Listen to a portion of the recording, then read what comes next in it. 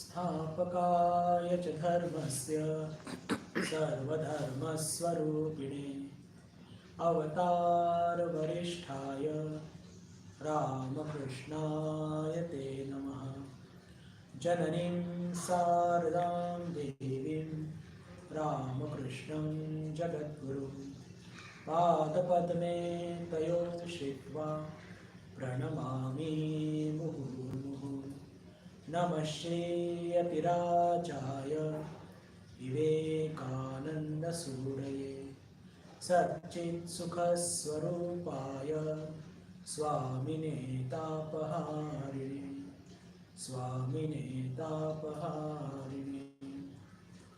वसुदेवसुतं देवं कंसचाणूरमर्दनं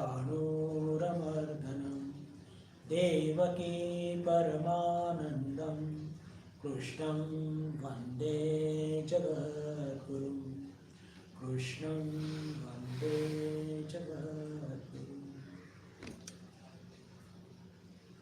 नमस्कार. आपल्या सर्वांचं पुन्हा एकदा श्रावण मास प्रवचनमालेमध्ये मनपूर्वक स्वागत. आज सोमवार आणि ठरल्याप्रमाणे आज आपण भगवद्गीतेवर चर्चा करणार आहोत. आपल्या सर्वांना स्मरणात नक्की आहेच की आपण अध्याय 2 आणि त्याच्यावरती 26वा श्लोक त्याची थोडी चर्चा केली होती. त्याच्या आधी आपण 23, 24 आणि 25 या श्लोकावरती सुद्धा चर्चा केली होती काल, आणि मग उरलेल्या थोड्या वेळामध्ये 26व्या श्लोकामध्ये चर्चा केली होती. आज त्याची थोडी पुनरावृत्ती करून मग पुढे जाऊया. अथ चैनं नित्यजातं नित्यं वा मन्यसे मृतं तथापि त्वं महाबाहो नैवं शोचितुम् अर्हसि. अथ चैनं नित्यजातं नित्यं वा मन्यसे मृतं. अथ च सुरुवात भगवान म्हणून करतात ते अथ च. आणि काल आपण चर्चा करताना आपल्या सर्वांना हे सुद्धा लक्षात असेलच नक्की की आपण असा एक निर्धार केला होता की भगवान इथे आतापर्यंत आत्मतत्व गात होते, आणि आत्मतत्व गात असताना या श्लोकाच्या माध्यमातून भगवानांनी जो आपला तर्क आहे त्याला थोडीशी एक वेगळी दिशा दिली. आणि असं वाटतं की कुठेतरी भगवान अर्जुनाप्रती किंवा अर्जुनाच्या माध्यमातून आपल्या सर्वांप्रती एक त्यांची सहृदयता, त्यांची उदार हृदयता ही आपल्याला दिसून येते. का? कारण की पहा, आत्मतत्व इतकं काही सहज आणि सोपं नसतं. हे आपण बघतच आहोत. ऐकणं, समजणं आणि त्याच्यानंतर ते पटणं आणि मग त्याच्यानंतर साधना, आणि केव्हा मग ते आत्मतत्व लाभेल माहीत नाही. पण नुसतं ऐकल्याने किंवा आपल्याला पटलं तरी आपल्या जीवनामध्ये तो एक बदल नक्कीच घडून येत असतो. तर हे सगळे आत्मतत्व सांगितल्यानंतर भगवान थोडीशी सूट देत आहेत अर्जुनाला. कसली सूट देत आहेत? की समजा अर्जुनाला ते आत्मतत्व समजलं नसेल किंवा पटलं नसेल तरी अर्जुनाचे जे कर्तव्य आहे ते त्याला पार पाडायचेच आहे. 9% लोक ईश्वरावरती विश्वास करत नाही. जे काही लोक विश्वास करतात त्याच्यापैकी म्हणजे 1% अजून 99% जर त्याचं काढले तर त्या लोकांना ईश्वराकडनं काहीतरी पाहिजे असतं. आम्ही तुमची भक्ती करतो आणि तुम्ही त्याच्या मोबदल्यात आम्हाला काहीतरी आमच्या संसारात जे काही उणिवा आहेत ते आम्हाला पूर्ण करून द्या. खूपच कमी लोक असे असतात की ज्यांच्या जीवनामध्ये की ज्यांना आत्मतत्व म्हणजे या जीवनात मोक्ष प्राप्त करून घ्यायचा आहे, या जीवनात किंवा ते मोक्षाकरता तयारी करत आहेत. तर आता अर्जुनाची कक्षा कोणती हे नेमकं अजून नक्की झालेलं नाही. आणि म्हणून भगवान काय करतात की पहा अर्जुना, तू आत्मतत्वाला मान की नको मान, पण तुला कर्तव्य ते करायचेच आहे. आणि आपण बाहेर सुद्धा बघतो साधारण समाजामध्ये की अनेक लोक असतात की जे ईश्वराला मानत नाही, पण आपल्या जीवनामध्ये ते फार कर्तृत्ववान आणि कर्तव्यवान असतात. तर इथे जे मला भगवान श्रीकृष्णांबद्दल जे तुमच्या पुढे मांडायचं आहे की त्यांची कॅथोलिसिटी, त्यांच्यामध्ये असलेले उदार हृदय, अर्जुनाप्रती असलेलं प्रेम, अर्जुनाच्या माध्यमातून त्यांच्या हृदयात असलेलं तुमच्या माझ्याप्रती प्रेम, की पहा तुम्ही आत्मतत्वाला माना की नका माना, पण तुम्हाला तुमच्या जीवनामध्ये कर्तव्य पार पाडले पाहिजे. आणि अर्जुन कर्तव्यच्युत झालेला आहे. कशामुळे? मोहामुळे. अर्जुन कर्तव्यच्युत झालेला आहे मोहामुळे. काल आपण अजून एक सिद्धांत घेतला होता की जिथे आपल्या जीवनामध्ये मोह आला तिथे भय आणि शोक हे अवश्यंभावी आहे. याला तुम्ही टाळू शकत नाही. किंवा वर्तमान ज्या मार्केटिंग स्ट्रॅटेजीज चालू असतात, एकावर एक फ्री, एकावर दोन फ्री, तसंच हे मोह जर घेतला तर भय आणि शोक हे एकावर दोन फ्री मिळतात. एवढंच नाही तर अहम जो बोध ज्याला घेऊन आपण इतकं मिरवत असतो या जगामध्ये, त्याच्याबरोबर एकाबरोबर 6 फ्री मिळालेत. काय काय? काम, क्रोध, लोभ, मोह, मद आणि मत्सर. म्हणजे आजकाल हे सगळ्या गोष्टी खूप प्रचलनमध्ये आहे ना, एकावर 2 फ्री, एकावर 3 फ्री वगैरे वगैरे. तर मला एकदम स्मरणात आलं की पहा, हे मोह घेतला म्हणजे एकावर 2 फ्री, भय आणि शोक. आणि अहम तर आपण घेऊन बसलेलोच आहोत, त्याच्यावरती आपल्याला भक्कम दिलेलं आहे 6 फ्री घ्या आणि करत बसा गोंधळ. तर म्हणण्याचा अर्थ काय की या लॉजिकच्या माध्यमातून, या तर्काच्या माध्यमातून भगवान अर्जुनाचा शोक दूर करण्याचा प्रयत्न करत आहेत. आधी त्यांनी 11व्या श्लोकापासून ते 25व्या श्लोकापर्यंत आत्मतत्वाचं स्वरूप समजून सांगितलं. आणि हे समजून सांगितलं अर्जुनाला की बघ अर्जुन, तू जर विचार करत असेल की यांचे फक्त शरीरच नष्ट होणार आहे आणि आत्मतत्व जे आपलं खरं स्वरूप आहे, तुझं स्वरूप आहे, माझं स्वरूप आहे, हे सगळे राजे जे आहेत त्यांचं स्वरूप आहे, हे सगळे त्यांचं स्वरूप आपण नष्ट करू शकणार नाही. म्हणजे आत्मतत्व सांगून त्याचा शोक, त्याचा मोह हे दूर करण्याचा प्रयत्न केला. पण तरी भगवानांना असं वाटलं की अरे बळजबरी का करावी की तू आत्मतत्वाला मानच. आणि म्हणून ते काय म्हणतात, पहा शोक दूर करायचाच आहे कोणत्याही किमतीवर, त्यांचा शोक दूर करायचाच आहे. म्हणून इथे काय म्हणतात, अथ चैनम नित्य जातम नित्यम वा मन्यसे मृतम. आतापर्यंत म्हणत होते की आत्मतत्व कधीही सनातन आहे, त्याला जन्म नाही, त्याला मृत्यू नाही. पण इथे काय म्हणतात ते अथ च, याचा अर्थ की आता भगवान मागच्या तत्वापासून काहीतरी वेगळं सांगणार आहे. आणि म्हणून त्यांनी अथ च या शब्दापासून या श्लोकाची सुरुवात केलेली आहे. अथ चैनम नित्य जातम नित्यम वा मन्यसे मृतम, की हे अर्जुना, जर तू असं मानत असशील, जर तू असं मानत असशील की हे आत्मतत्व शरीरासारखं जन्म होतो आणि त्याचा मृत्यूही होणार, जर तू असं मानत असशील, तथापि त्वम महाबाहो नैवम शोचितुम अर्हसि, तरी सुद्धा तू अशा रीतीने शोक करणं तुला योग्य नाही. शोक करणं योग्य नाही असं का म्हणतात आहे? कारण की जन्म मृत्यूचा प्रवाह हा सतत चालू असतो. हा म्हणजे आपल्या इच्छेने याचा प्रवाह थांबणार नाहीये. आत्मतत्वाला माना तरी तो प्रवाह थांबणार नाहीये, आत्मतत्वाला नका मानू. हा विचारामध्ये केवढी पारदर्शकता आहे. वंडरफुल. इतकी पारदर्शकता की तू आत्मतत्वाला मान की नको मान, पण तू आपल्या कर्तव्याला च्युत होऊ नकोस, तू शोकाला, तू मोहाला बळी पडू नकोस, हे इथे सांगायचंय. का? कारण की हे जन्म आणि मृत्यू हा प्रवाह आहे की तुमच्या आणि माझ्या सांगण्याने थांबणार नाही. हा अखंड प्रवाह चालू आहे आणि हा चालू असणार. आणि अर्थातच आपण साधक आहोत आणि आपण बघतो की संत महापुरुष त्यांनी मोक्ष प्राप्त करून त्या प्रवाहाला थांबवलंय नक्कीच. पण इथे अर्जुन समजा त्याला आत्मतत्व पटत नसेल, आवडत नसेल, समजलं नसेल, काही पण धरा, तरी तुला शोक करणं, मोहात पडणं आणि भीतीपोटी कर्तव्यच्युत होणं हे योग्य नाही. आता बघा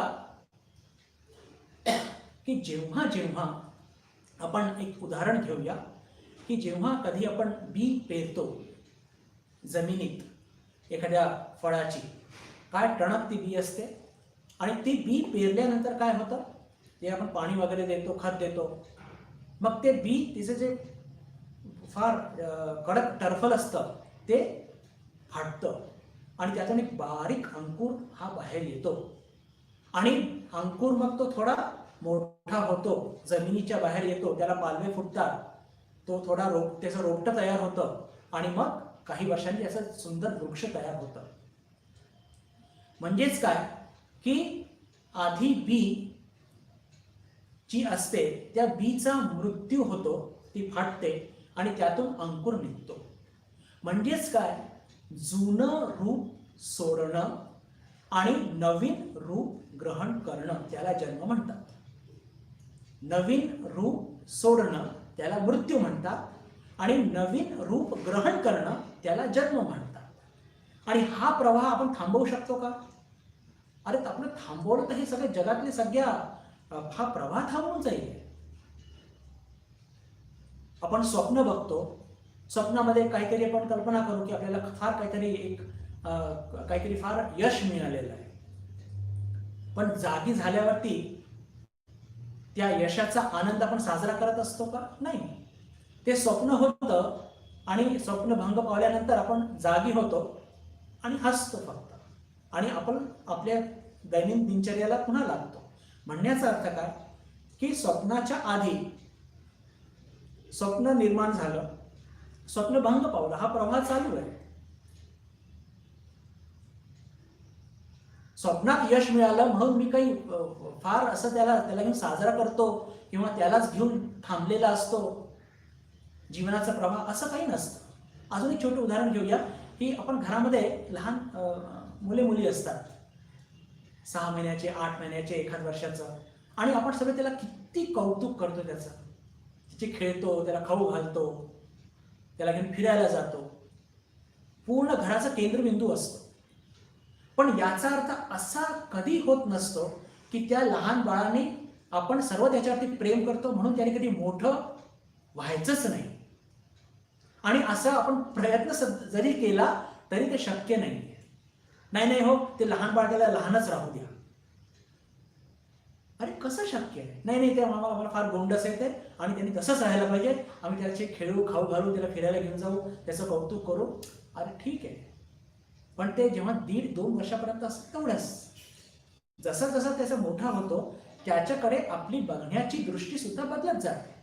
प्रेम जरी मनात तसंच असलं तरी आपली दृष्टीभंगी बदलत जाते आणि याला म्हणतात प्रवाह. तर माझा म्हणण्याचा अर्थ काय की लहान बाळ ते जेव्हा पौगंड अवस्थेमध्ये येतं, म्हणजेच काय की त्यांनी ते लहान म्हणजे बालपण सोडलं, बालपणाचा मृत्यू झाला आणि पौगंड अवस्थेचा जन्म झाला. तसंच पौगंड अवस्था सोडल्यानंतर तो येतो युवा अवस्थेमध्ये, पौगंड अवस्थेचा मृत्यू होतो आणि युवा अवस्थेचा जन्म होत असतो. म्हणण्याचा अर्थ काय की हा प्रवाह सतत चालू आहे आणि भगवान जे सांगू इच्छित आहे अर्जुनाला की पहा, तू आत्मतत्वाला मानू नकोस, म्हणजे टाइम बिंग म्हणूया, तात्पुरतं त्यांनी आत्मतत्वाला बाजूला कर.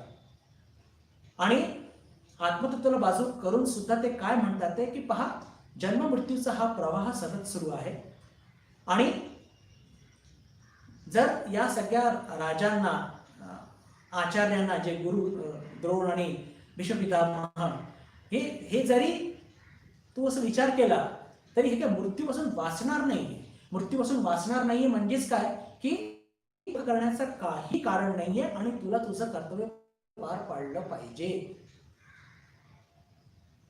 तुला तुझं कर्तव्य पार पाडलं पाहिजे हे सांगण्याकरता इथे भगवानांनी हे एका वेगळ्या पद्धतीने तर्क मांडलेला आहे.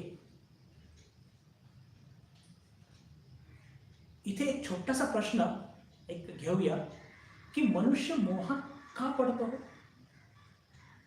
का आपण सर्वजण मोहात आहोत, पण का हा मोह जन्माला येतो कसा, कुठून येतो आणि का आपल्याला छळत असतो? तर कसं असतं की आपण सर्वजण जीव आहोत. आपण सर्वजण जीव आहोत आणि आपण चर्चा केलेली आहे आत्मतत्वाची चर्चा करत असताना की आपल्या अंतःकरणावरती त्या अनंत चैतन्याचा, त्या ब्रह्मतत्वाचा प्रतिबिंब पडतो आणि तो प्रतिबिंब पडल्यानंतर आत्मतत्वाचं वैशिष्ट्य हे असतं. पुन्हा स्फटिकचं उदाहरण घेऊया की आपल्या अवतीभोवती जे काही घडत असतं तो आपल्यावरती त्याचा आरोपित करून घेतो. लाल फूल आपल्यावरती तो आरोपित करून घेतो. तर आपल्या अंतःकरणावरती त्याचा प्रतिबिंब उमटला रे उमटला की त्याच्या अवतीभोवती तो अंतःकरण बघतो, संस्कार बघतो, कर्माचे फळ बघतो, वासना बघतो आणि त्याचा रंग आपल्यावरती तो घेऊन घेतो. म्हणजेच तो जो अनंत चैतन्य आहे तो आता या प्रतिबिंबाच्या माध्यमातून जीव चैतन्य झाला. आपल्याला जो बोध होतो तो जीव चैतन्यत्वाचा होत असतो आणि बस त्या जीव चैतन्याचा बोध झाला रे झाला की पहिली गोष्ट अहम, एकावर 6 फ्री. हे आपण लक्षात ठेवूया. आता एकावर 6 फ्री, काम क्रोध लोभ मोह मद मत्सर फटाक देशी जन्माला आले आणि संस्कार आणि अपुऱ्या वासनांमुळे आणि या शरीराशी आसक्त असल्यामुळे मोह निर्माण होतो आणि या शरीराबरोबर वावरणारे इतर त्यांच्याबद्दल सुद्धा मोह निर्माण होतो. तर हे सगळ्या गोष्टी का निर्माण होतात? त्या जीव चैतन्यामुळे. भगवान श्रीरामकृष्ण फार सुंदर उदाहरण देतात शहाळ्याचं. आपण सर्वजण शहाळा माहित आहे. पाणी असतं आतमध्ये, त्याला आपण कापतो, त्याचं पाणी आपण त्याचा आनंद उपभोग घेतो आणि आतलं ते सगळं खोबरं ते सुद्धा खातो. पण हे सगळं ओलं असतं तेव्हा, शहाळा असतं तेव्हा. त्या शहाळ्याला जर आपण ठेवलं 2-4 महिने, आतलं पाणी पूर्ण वाळून जातं आणि एवढंच नाही, आतमध्ये जे त्याचं खोबरं तयार होतं, सुकं खोबरं म्हणतो त्याला, आणि मग त्याला जर असं हलवलं गदागदा तर आतमध्ये ते खोबरं खडखड खडखड वाजतं. तर जे आत्मज्ञानी महापुरुष असतात, आत्मसाक्षात्कारी, त्यांच्या जीवनामध्ये आत्ता आपल्यामध्ये आत्मचैतन्य आणि जीव चैतन्य आणि शरीर हे एक झालेलं आहे आणि आपल्याला त्या जीव चैतन्याचा बोध मुळीच होत नाहीये. आपल्याला बोध होतोय फक्त कशाचा? आपल्या शरीराचा, खूप झालं तर आपल्या मनाचा किंवा बुद्धीचा. ते वेदांत सांगतं म्हणून. नाहीतर साधारण माणसाला मन काय, बुद्धी काय, शरीर काय, त्याला त्याचे काही मागमूस लागत नाही. पण जे आत्मसाक्षात्कारी महापुरुष असतात त्या सुक्या खोबऱ्याप्रमाणे त्यांना आपल्या शरीरामध्ये ते अनंत चैतन्य खेळत आहे. त्यांना जीव चैतन्याचा बोध होत नाही. लक्षात घ्या बरं. तसं बघितलं तर जीव चैतन्याचा बोध आपल्याला होतच नाहीये, आपल्याला शरीराचाच बोध होतोय किंवा मन किंवा बुद्धीचा. पण जे आत्मसाक्षात्कारी महापुरुष असतात त्यांना हे जे खोळ म्हणूया, उशीची खोळ, आणि त्याच्यामध्ये ते अनंत चैतन्य खेळत आहे याची जाण त्यांना स्पष्ट होत असते. तर जे आपल्या पुढे जे मला मांडायचं होतं की हे मोह उत्पन्न कुठून होतं, तर हे जीव चैतन्यत्व आपलं जे आपण घेऊन बसलेलो आहोत त्याच्यामुळे हा सगळा गोळबंगाल सुरू आहे. असो, पण इथे या श्लोकामध्ये तर भगवानांनी सूट दिलेली आहे अर्जुनाला आणि अर्जुनाच्या माध्यमातून आपल्याला की जरी आपण आत्मतत्वाला जर त्याला मान्यता द्यायला तयार नसो तरी सुद्धा आपल्याला कर्तव्य करणं हे भाग आहे. हा जो जन्म मृत्यूचा प्रवाह असाच चालू आहे. आपण आत्मतत्वाला मानूया की न मानूया, आपल्या जीवनात आपण कर्तव्याला पार पाडले पाहिजे आणि आपल्या जीवनात सुद्धा जेव्हा दुःखाचे प्रसंग येतात तर आपल्याला कोणत्याही प्रकारचा शोक तो नाही केला असं भगवानाचं इथे स्पष्ट म्हणणं आहे. पुढचे 2 श्लोक मध्ये सुद्धा भगवानांनी हाच लॉजिक पूर्णपणे वापरलेला आहे आणि असं ते सांगून अर्जुनाला प्रेरित करत आहे आपलं कर्तव्य पार पाडण्याकरता. त्याला उत्साह देत आहे की आपण तुला शोक करण्याची काही आवश्यकता नाहीये. जरी तू आज या द्रोण आणि आचार्यांना नाही मारलं तरी उद्या त्या कोणत्या ना कोणत्या कारणाने मृत्युमुखी पडणारच आहे. पण तसं जर झालं तर तू तुझ्या कर्तव्याला च्युत होशील, तुला पाप लागेल, म्हणून तू युद्ध कर. आणि जे आततायी आहेत, जे धर्मविमुख झालेले आहेत, त्यांचा तू नाश कर आणि क्षत्रियाचं हे कर्तव्य आहे असं सांगून ते त्याला उत्साह देत आहे. त्याच्यावरती जे मोहाची एक काळीमा आलेली आहे त्याच्या मनावर, त्याच्या बुद्धीवर, ते स्वच्छ करण्याचा भगवानांचा हा एक जबरदस्त प्रयास सुरू आहे. पुढचा श्लोक घेऊया. जातस्य हि ध्रुवो मृत्यु ध्रुवं जन्म मृतस्य च तस्मात् अपरिहार्येर्थे न त्वं शोचितुम अर्हसि.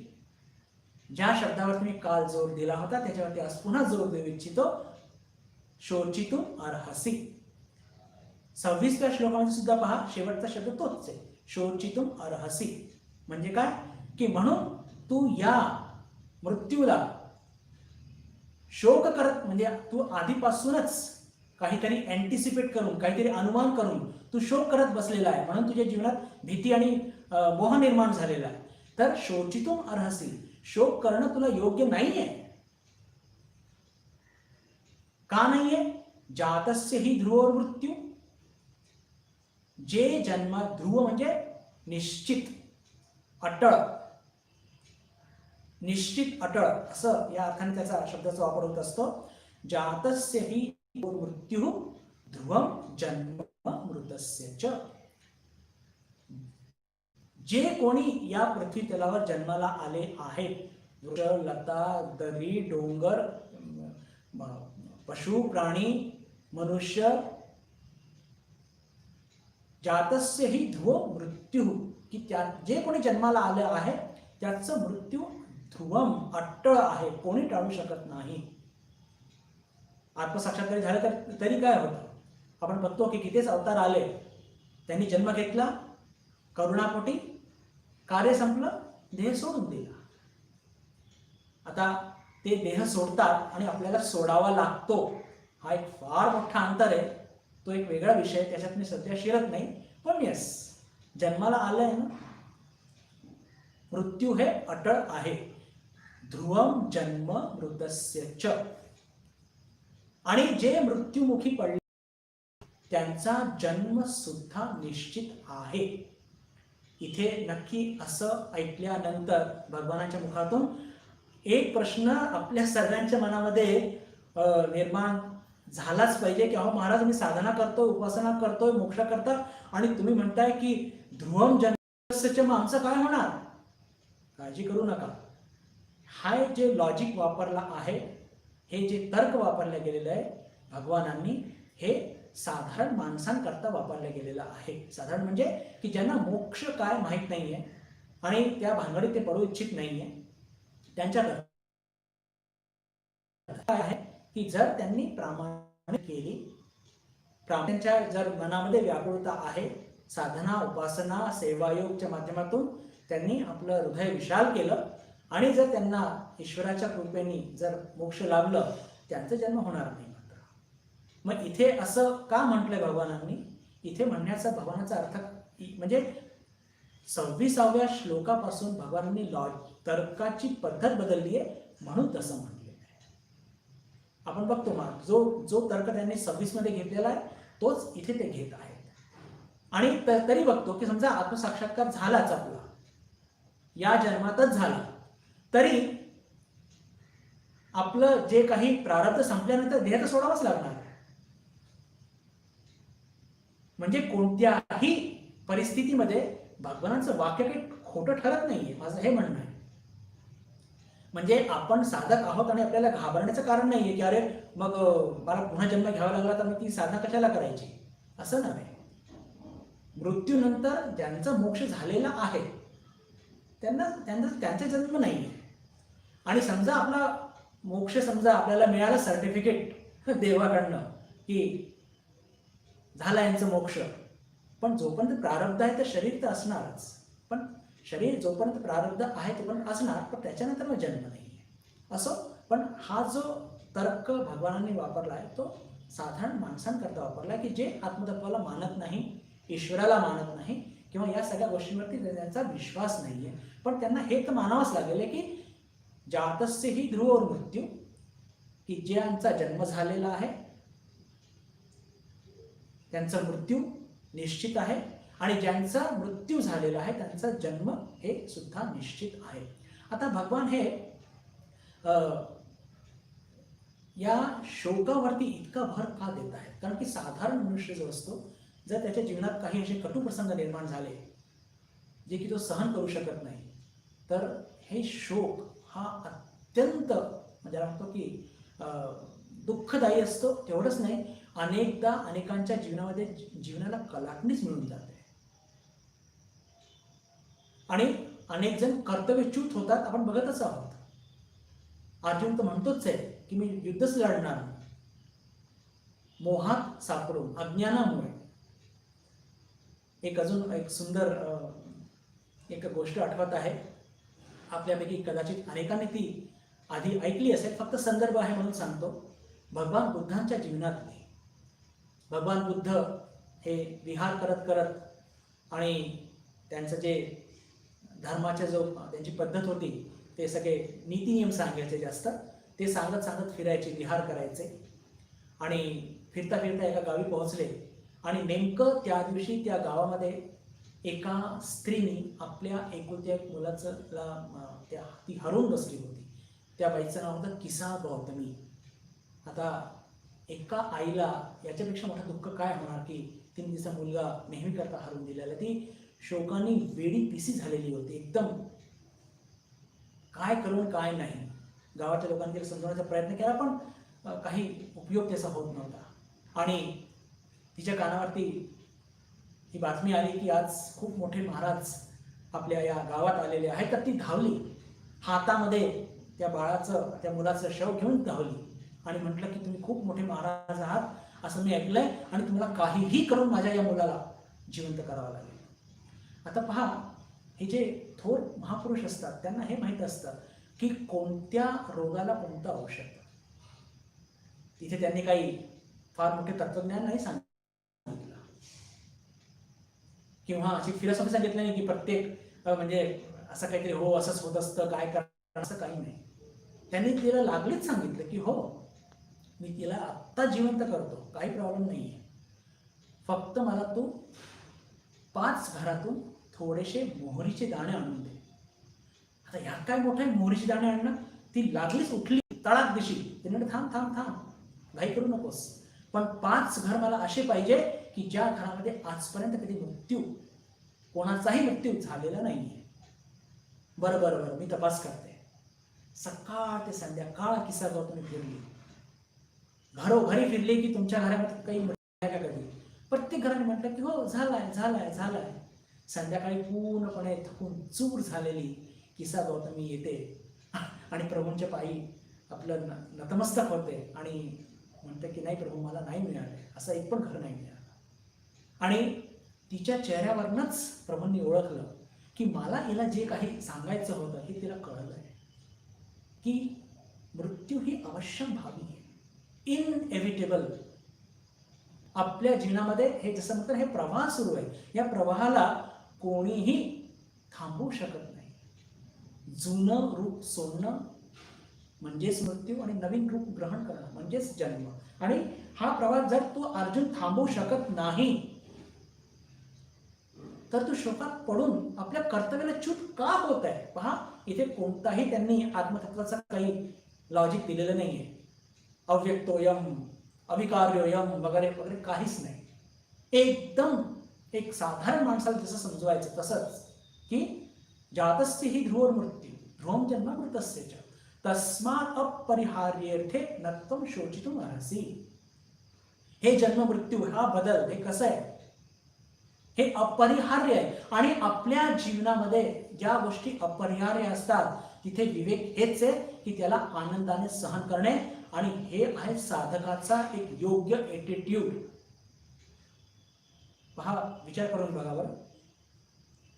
म्हणजे एखादी गोष्ट आपल्याला सहन करायचीच आहे तर मग आनंदाने सहन करायची ना, रागा का करायचा. माझ्याच बरोबर असं का झालं, अरे तुझ्याच बरोबर नाही, सगळ्यांबरोबर तसं होतं.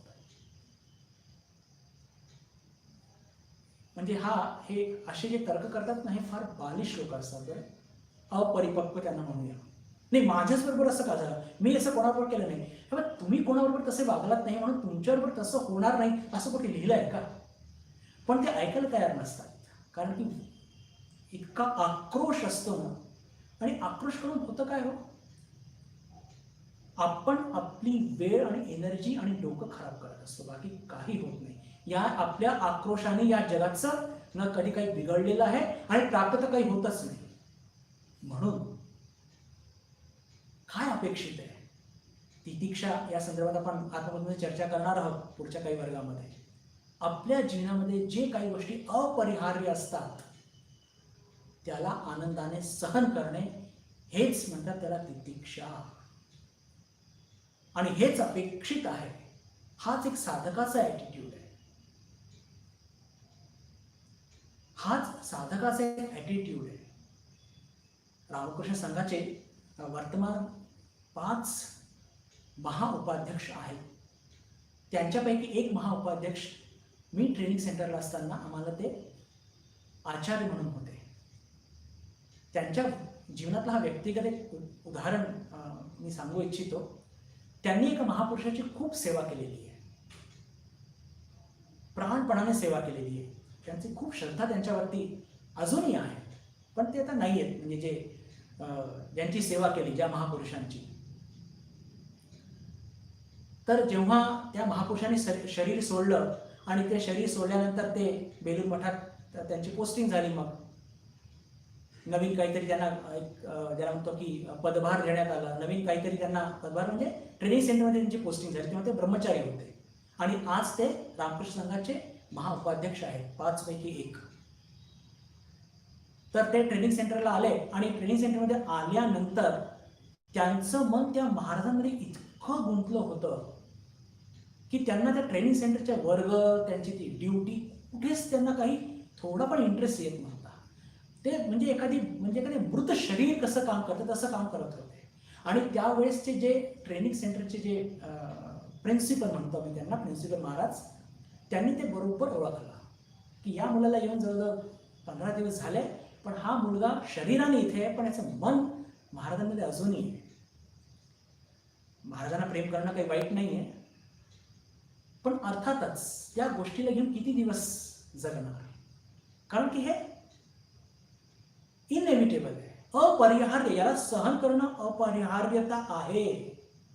जातस्य हि ध्रुवो मृत्यू ध्रुवं जन्म मृतस्य च तस्मात् अपरिहार्यर्थे नत्वं शोचितुम अर्हसि. ज्या गोष्टी अपरिहार्य आहेत त्याच्याबद्दल शोक न करणं हा विवेक आहे, साधकाचा ॲटिट्यूड आहे. त्या प्रिन्सिपल महाराजांनी त्या ब्रह्मचारी महाराज त्यांना बोलवलं आणि सांगितलं प्रेमाने की पहा, महाराजांनी शरीर सोडलं आहे आणि तू कितीही आटापिटा केला तर आता ते काही परत येणार नाही आणि तुला अजून मोक्षापर्यंतचा मार्गक्रमण करायचा आहे. तर त्यांनी तुला जे काही सांगितलं आहे, तुला जे काही शिक्षण दिलेलं आहे, ज्या काही सूचना दिलेल्या आहे आध्यात्मिक, त्याचं पालन करणं ते जास्त योग्य आहे. आणि असं म्हणून त्यांनी एक इंग्लिशचं फार सुंदर फ्रेज त्यांनी वापरली जी फार सुप्रसिद्ध आहे, आपण सगळ्यांनी ऐकलेली असेल. What can not be cured should be endured. ज्या गोष्टी अपरिहार्य आहेत त्या आनंदाने सहन केल्या पाहिजे, कुरकुर न करता. अंडरलाईन. आपण साधक म्हणतो ना, तर हे आपल्याला कुरकुर करण्याने चालणारच नाही.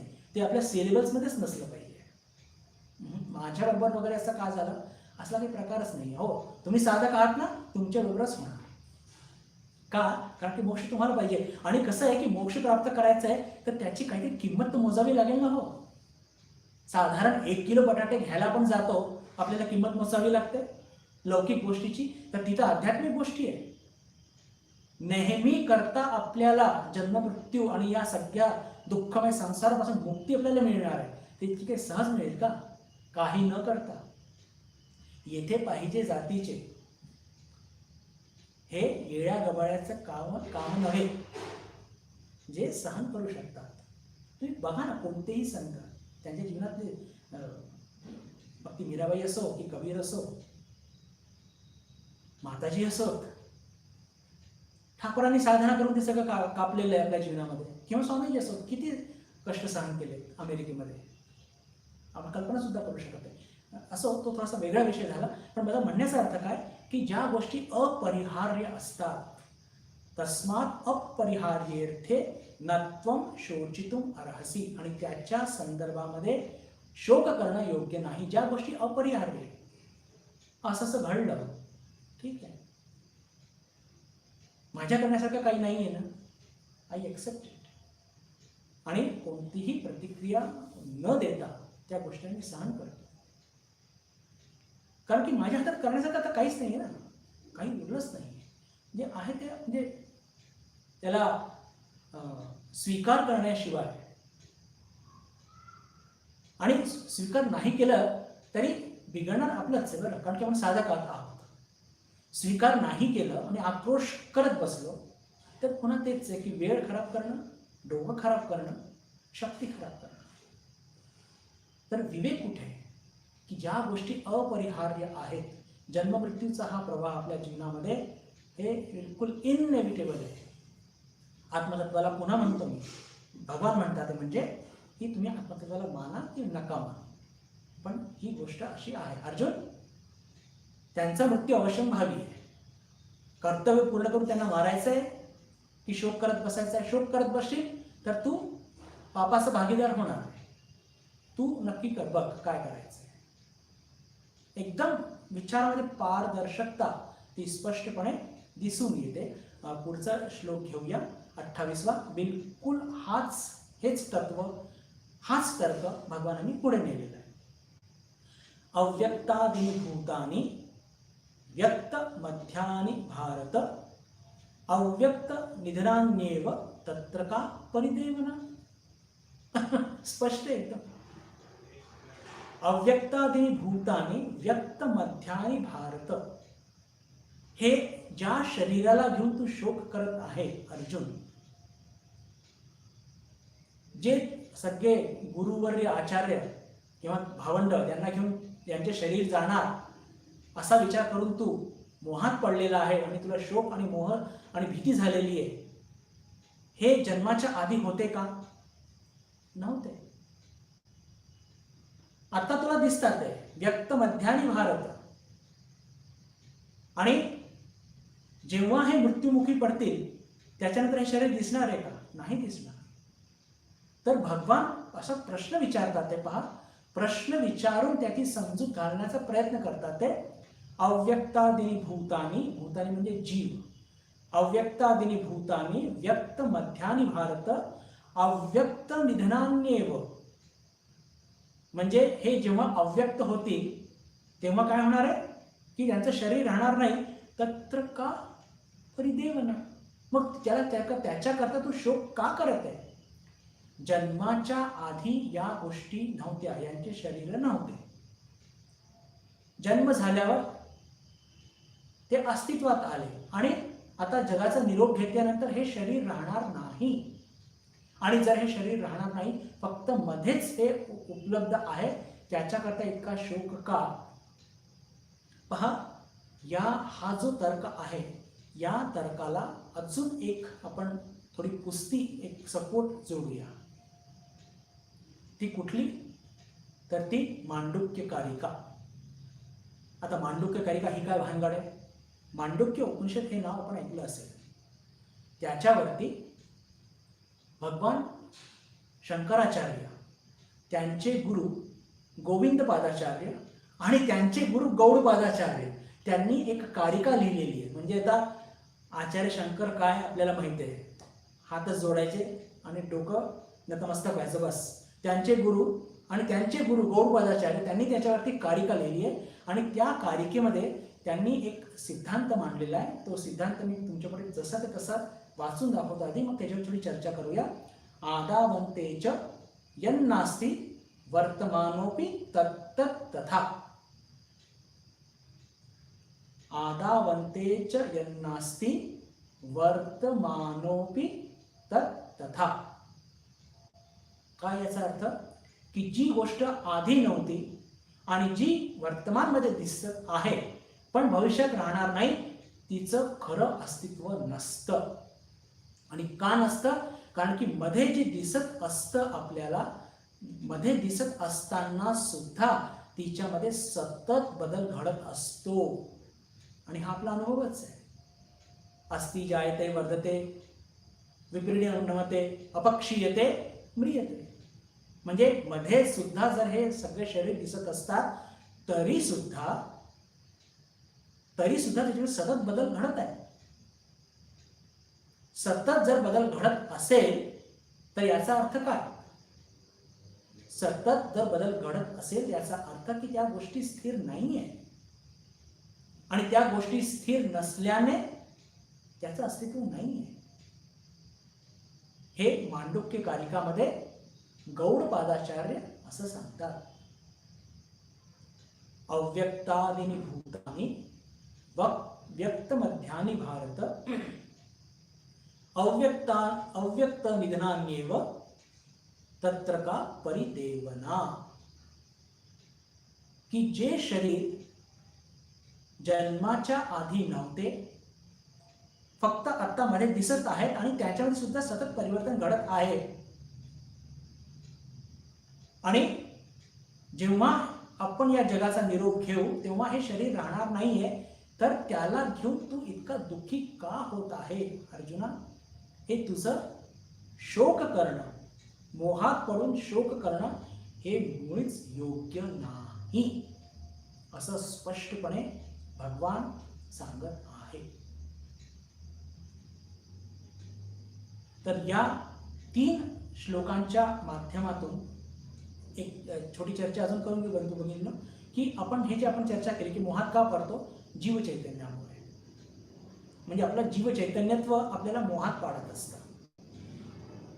आपला जो अंतःकरण त्याच्यावरती सगळे संस्कार किंवा त्याच्यामध्ये अहमबुद्धी, माझं तुझं, जिथे माझं तुझं आलं तिथे मोह आला. जिथे मोह आला म्हणजे बस तिथे आपण शोक आणि मोह हा इनएव्हिटेबल आहे.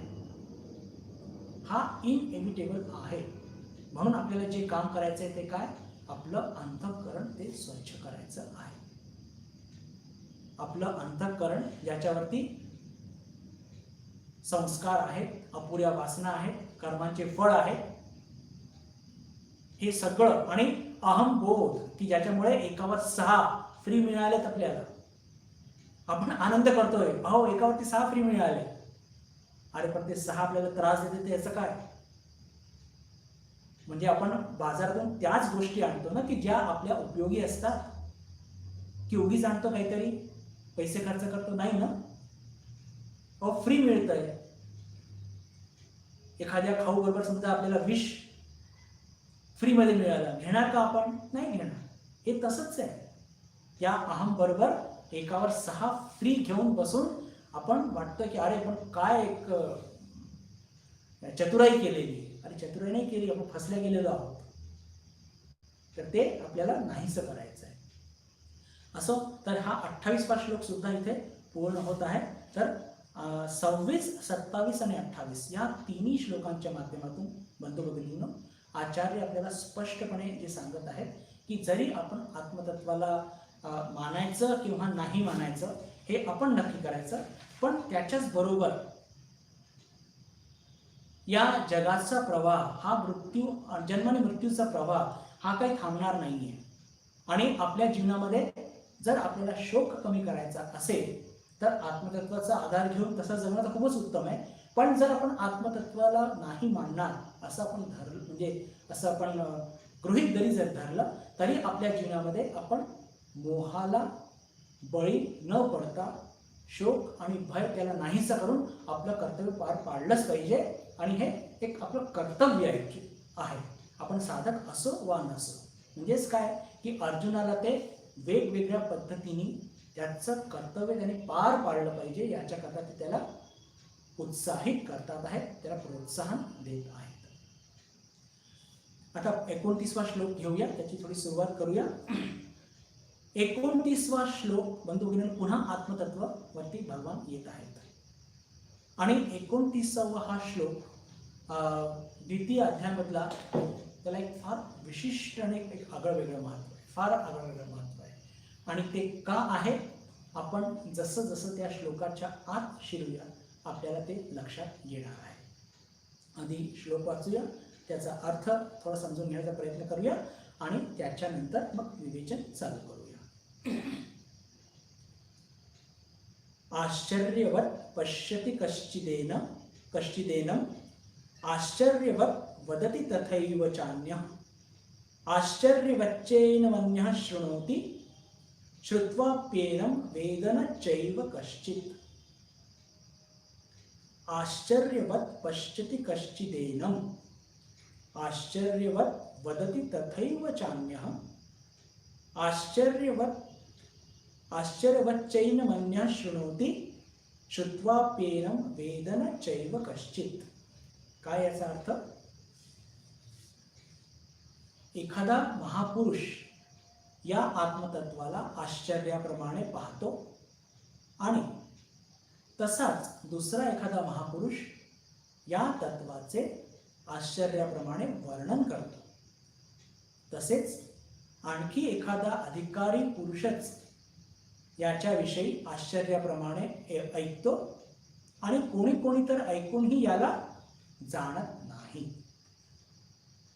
पहा, आश्चर्य आश्चर्य आश्चर्य असे 3दा आश्चर्य शब्दाचा प्रयोग केला गेलेला आहे. एखादा महापुरुष या आत्मतत्वाला आश्चर्याप्रमाणे पाहतो.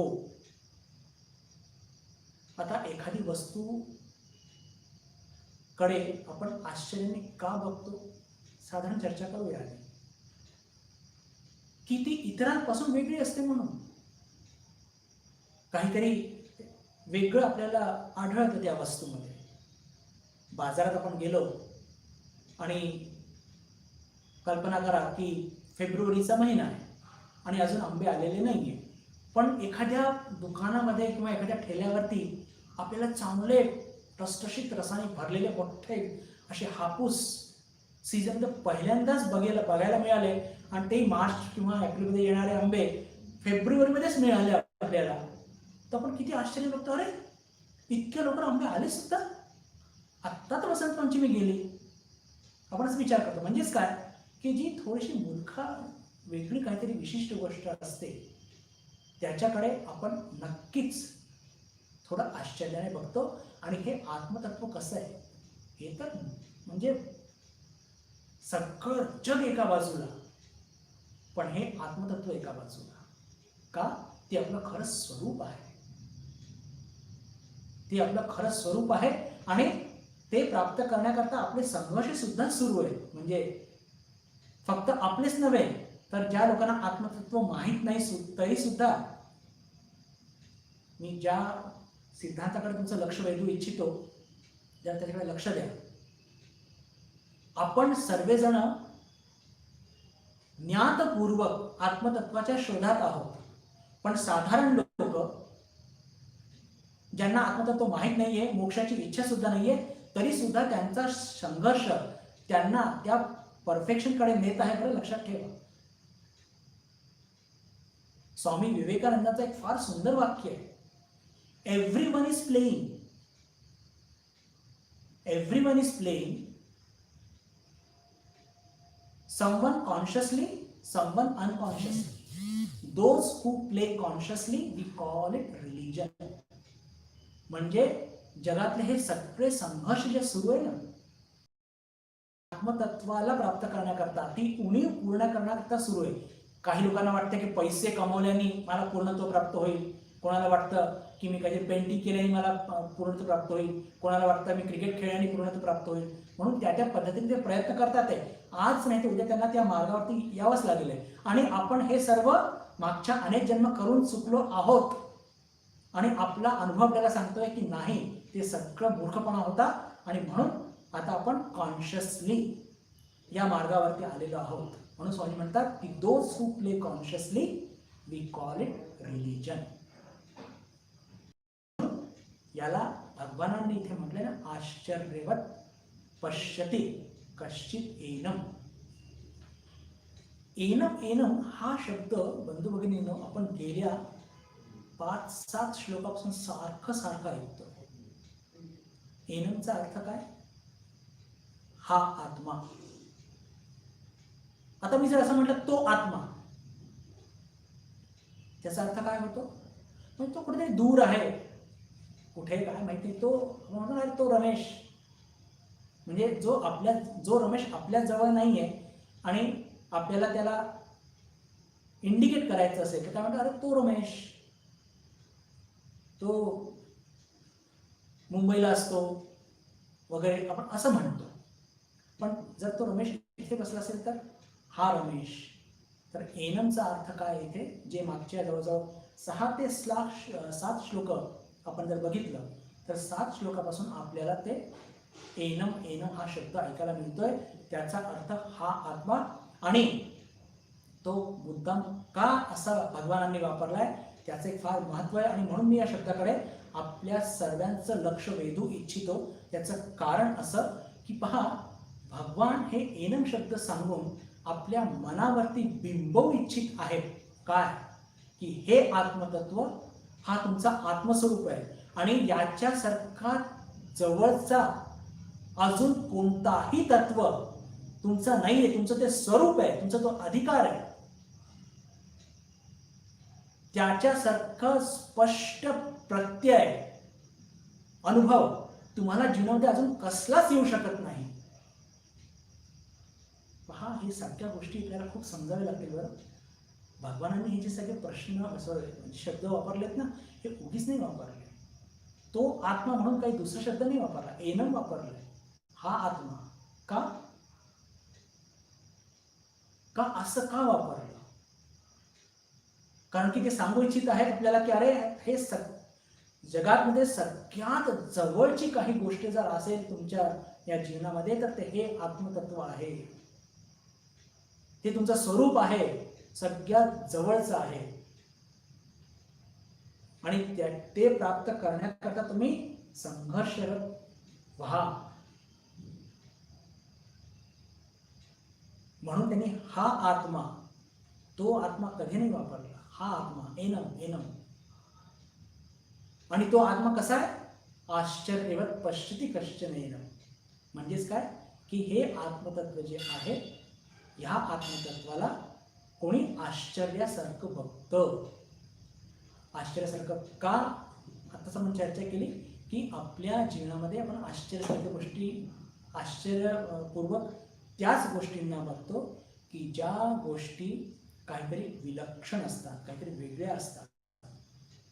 आणि हे आत्मतत्व तर अत्यंत विलक्षण आहे, संपूर्णपणे एकदम वेगळं आहे, जे आपलं स्वरूप आहे आणि ज्याच्या आत्मसाक्षात्काराने आपल्याला मोक्ष प्राप्त होणार आहे, ज्याच्या साक्षात्काराने जन्म मृत्यू याच्या चक्रातून नेहमी करता सुटणार आहोत. तर ते काय विलक्षण नसणार. आणि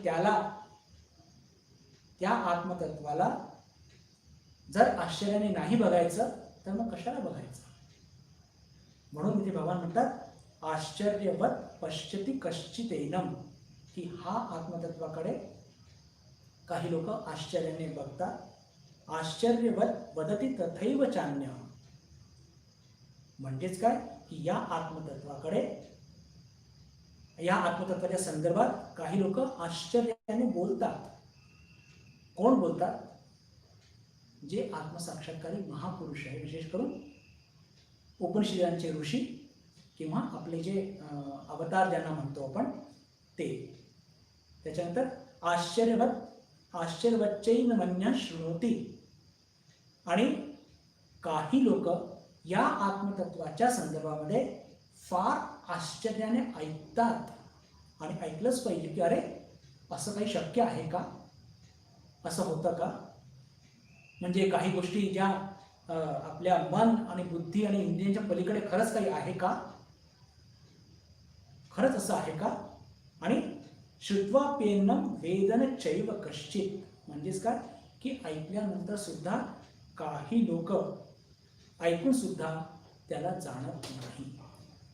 याचं विवेचन आपण पुढच्या वर्गात करण्याचा प्रयत्न करूया. ठरलेली वेळ संपलेली आहे. पुढचा वर्ग आपला शुक्रवारी गीतेवरती शुक्रवारी होणार आणि येत्या बुधवारी म्हणजे 19 तारखेला आपण आत्मबोध या विषयावर चर्चा करणार आहोत. तर गीतेवरती चर्चा आपण आता शुक्रवारी करणार आहोत. तर तेव्हा या श्लोकाचं अजून सविस्तर विवेचन जे राहिलंय आज ते करण्याचा प्रयत्न करूया. आज आपण इथेच थांबूया. बुधवारी आपली सर्वांशी पुन्हा एकदा भेट होईल अशी आशा मनात बाळगून मी आपल्या सर्वांशी निरोप घेतो. नमस्कार. ओम शांती शांती शांती. हरि ओम तत्सत. श्रीराम कृष्ण